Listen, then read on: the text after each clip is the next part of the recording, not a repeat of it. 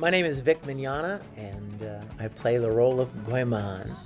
Hi, I'm Tiffany Grant, and I play 9-year-old Tsukasa Ishikawa. Hi, I'm David Bourne. I'm currently appearing in Goemon, Legend of the Mystical Ninja. I play the villain bad guy, Seppuku Maro, in Dr. Mudenashi. Hi, I'm George Manley, and I play Impact in Legend of the Mystical Ninja. I'm Chris Patton, and I play Ebisumaru and Idakaro. Hi, my name is Greg Ayers, and I play both Sasuke and Haruino in The Legend of the Mystical Ninja. Hi, my name is Monica Rial, and in The Legend of the Mystical Ninja, I play Nyanko, one of the Tsujigiri, and the television reporter.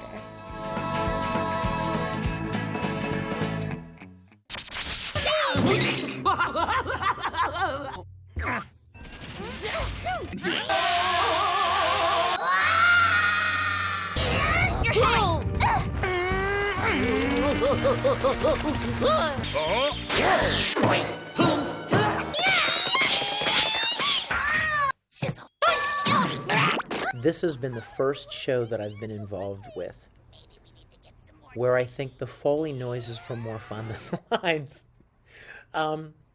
For those of you who don't know, I mean, you have to make noises like, but you always make those in every show you're in. And you kind of skip past them and you get to the lines. That's the meat, right? Well, in this show, we had so much fun making these noises that we would be like, line, line, line, line, line, line. Ooh, Foley noise. So we actually got a kick out of looking for the places to have Foley noises.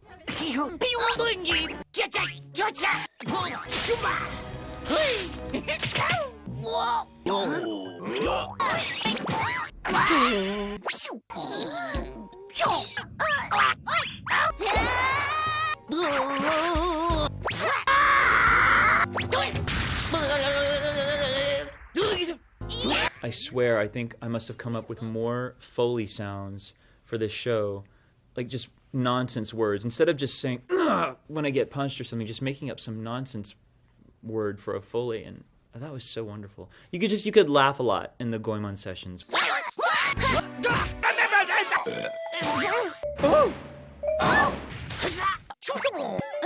I'm doing fine.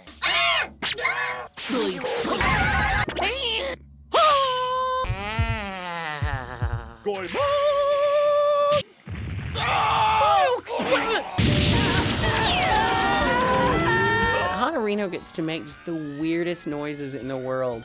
And I was telling Scott when we were talking about the show that Haruino is really what changed my answer. You know, when you go to a convention and someone says, well, do you like stage acting better or anime work? Oh no, Sasuke, Yai, keep an eye on those four till I get back. Be afraid, you fools. Be very afraid. You're the ones who ought to be very afraid. When am I going to ever get to play an egg in real life on stage or, you know, a little perverted robot? So this show kind of changed all of that. If you ask me, it sounds too good to be true. Look at my face, Oscar. Don't you think it's thinner than it's ever been before? Oh. What are you talking about? It's the roundest I've ever seen. What? What's happening? What's happening to my body? It's really interesting. What's going on? Every director has a different way of working, and it's just something, I guess, that he or she discovers that works well for them. And one thing that I really liked about working on this show particularly was the chance to get to do a whole scene or at least several lines at one time. A lot of directors you can just record one line at a time, and that's all they want you to do. Or maybe that's because of the director, the engineer, how the engineer wants to do it. I mean, not to say that every time, I'd go through the whole scene and do 10 lines and then, they're all perfect, moving on. So, I mean, that usually didn't happen. Usually we had to go back and kind of tweak some things that didn't quite work, but I really liked that a lot. I liked, because it seems like I could kind of develop a flow with it, and it made me feel really comfortable with the characters, so I really liked that. Excuse me, Tsukasa. Game over. Now I dropped down to the lowest ranking. Oh no, did I ruin your concentration? Why did you have to show up right now? I was this close to making the next level. What do you mean, why? It's my turn to go out on patrol duty. Fine, then why don't you go on out there? There was a really good, supportive, encouraging environment in the studio with the director and the engineer. That's Scott and Matt. And so I always felt very supported, like, you know, so even if I messed up, it was like, oh, we'll just laugh it off and go ahead and do it again. So it was a really good working environment.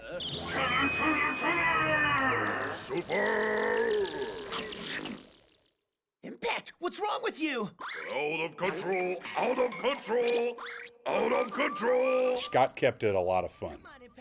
I think he realized what the show was about, and that we weren't hunting for deeper meanings or anything like that. So the work environment on Legend of the Mystical Ninja was always a fun and energetic environment.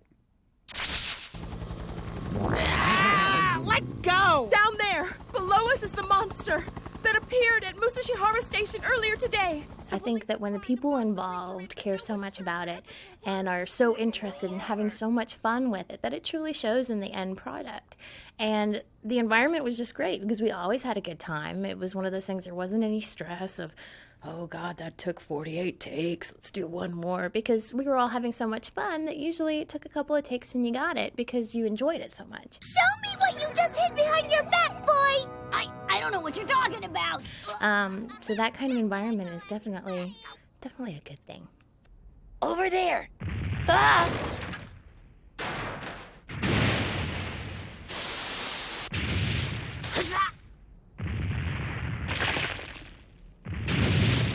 I gotta rescue Abisamaru!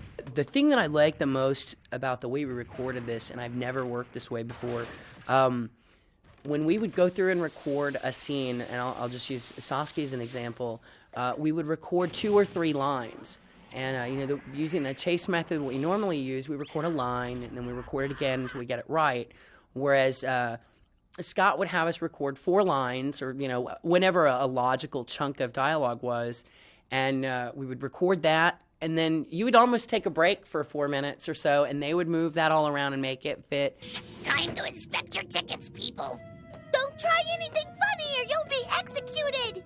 And some things didn't work, and some, go back and record some things, but it was a much more fluid performance as a voice actor because you were following up lines based off of it. And if you were lucky enough to go in behind somebody else, you also had somebody else's tracks laid down too. So it was really cool recording it. You work for a few minutes and then you take a break. And then you work for a few minutes and then you take another break. So it was really cool. No problem. Let me eat some of Omitsu's ohagi. Oh, where's my ohagi? Oh no! I must have dropped them somewhere. Ohagi, ohagi. Ooh, ooh, ooh. Wow. Now I can get all the power I need. Oh, no, it's covered with ants. We have a lot of directors at ADV, and they all have different styles. In fact, I've done some stage directing and video directing, so I tune in to people and their subtleties and the way they do what they do, how they get a performance out, and how they corral things into a finished product. And one of the things that I've told everybody I love so much about the director of Legend of the Mystical Ninja, Scott McClennan, is that Scott trusts the actors enough to let them try different things. Don't worry, I'll make sure nothing happens to you. Impact, what are you gonna do?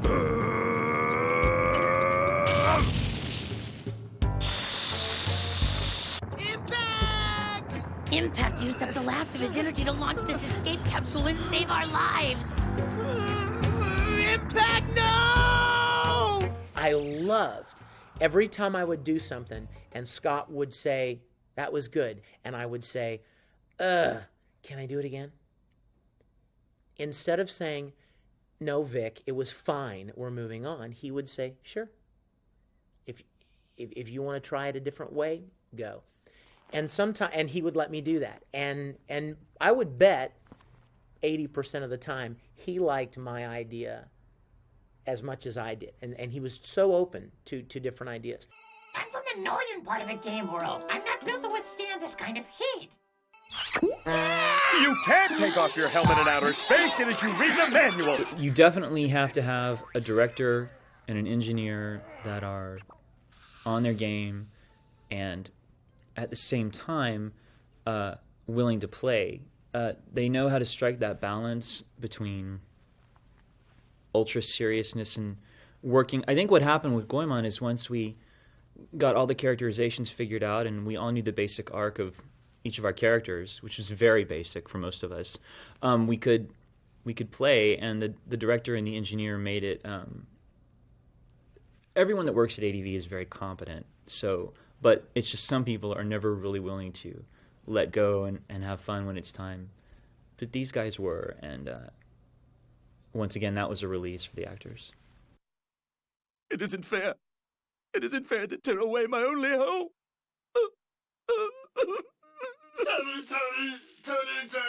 Do you have any idea how awful it feels to be oppressed just because you're good-looking, brilliant, sexy, and very, very bad? I serve an evil and powerful god. He is known far and wide as Lord Makuamuge, and he is angry! What I like to relate it to more than anything is the theater environment, the world of the stage, because it's a collaboration. We have a director, we have your fellow actors. We don't necessarily each try to tell each other what to do, but we try to inspire each other to achieve the next level. And that's what I find out happens in our sessions. The director can give me a lot of ideas and rhythms about the language, which will then promote me to the next level of delivery. And then at the same time, the engineer is trying to make sure the level's set right and that everything is clear. And of course, the engineers are the God, you guys are amazing. You're the gods at this work because you make my job very simple. I can't believe I wasted a nuclear missile by dropping it on a spot where nobody lives. Wait a minute. Let me see. If bombing the ocean created this much rage energy, then bombing a densely populated area should give me enough to open the cyber tunnel. By being able to put my placement of the words exactly on the lips of the characters. And I find that thrilling because then even though I may not have hit it just perfect in the take, we have the perfect read, and there's always a way you can digitize it and use your computer wizardry to make it work. So I like the collaboration. Without the collaboration, I don't think any of this would work. All right, let's go. Do you know where we're going? Of course I do. We're going to patrol every inch of this city. But Goemon, what about dinner? Don't be an idiot. Which is more important, justice or some stupid dinner? Dinner. That's it. We're going. I have a story that comes to mind here. Okay, so I'm going to tell it really quick, so stay here. Don't worry about me. We were in this session, and there is a line where Goemon walks up to Tsukasa and says, "Hey, Tsukasa, what's happening?" Well, what came to my mind when I read the line was this movie Office Space, where there's this character who always walks up. You guys know the one I'm talking about? He walks up with his coffee mug and he kind of leans on the partition and goes, "Hey, Michael, what's happening?" And everybody who knows that movie knows that line. And if you deliver it the right way, they all know the movie. Well, Scott didn't know the movie. But I said, "You got to let me do this way." And I did it. And Matt, the engineer, starts cracking up. He knew the movie. What I loved was that Scott let it stay in the show. He didn't say, "Well, you know what? I don't really know what you're doing. That read doesn't make sense to me, so we're not going with it." No. He allowed me to do it, and he trusted that it would be funny, that there would be people out there that would get it, and he left it. Tsukasa, what's happening? I'm just feeling down because I couldn't afford to buy Asuka a nice present. And what's really funny is a couple of days later, I'm coming in to the session, and Scott says to me, "Guess what was on television last night?" And he had gotten to see that movie, and it suddenly made sense to him when I went, "Hey, Tsukasa, what's happening?" So that's yet another reason to love director Scott McLennan.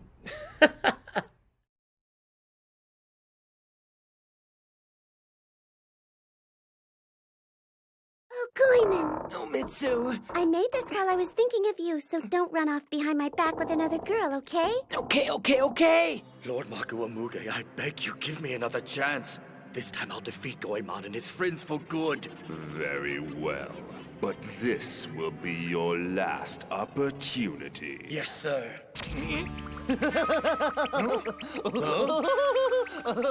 What is this?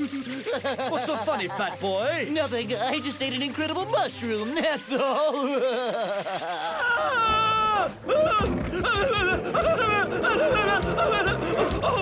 The rage gauge is finally full!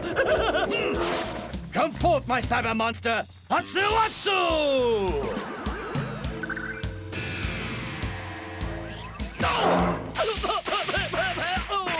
If a cyber monster shows up, you'll have to fight it.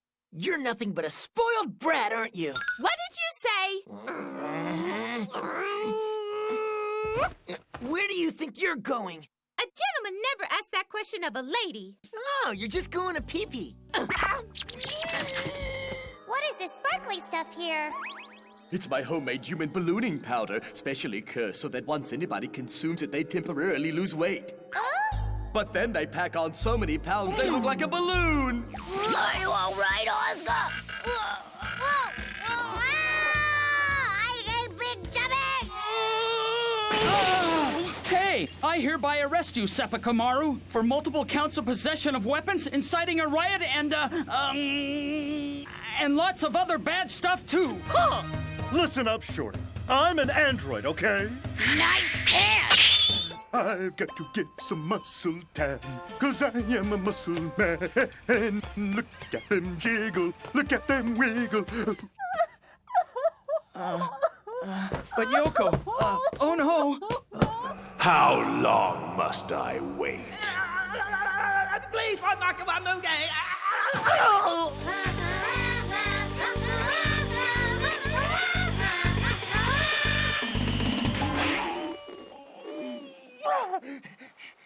Impact's been upgraded, Goemon! No! I won't leave! Mom, Dad! Asta! Mr. Moe! Noboru! Goemon! Did anyone else just hear Sukasa's voice? Here, Asuka. It's for you. Huh? What is it? It's what I promised. A piece of a star. It's wonderful, Tsukasa. Big! Bigger! Bigger than ever! For all that's good! Super Impact!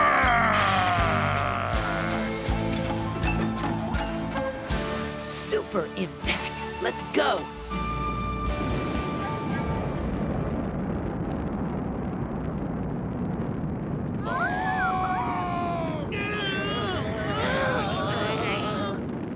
I am a super robot, champion of the weak against the power of evil.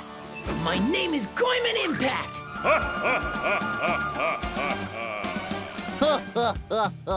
Justice gets a happy ending! Justice gets a happy ending! Woohoo! I love mystical ninja.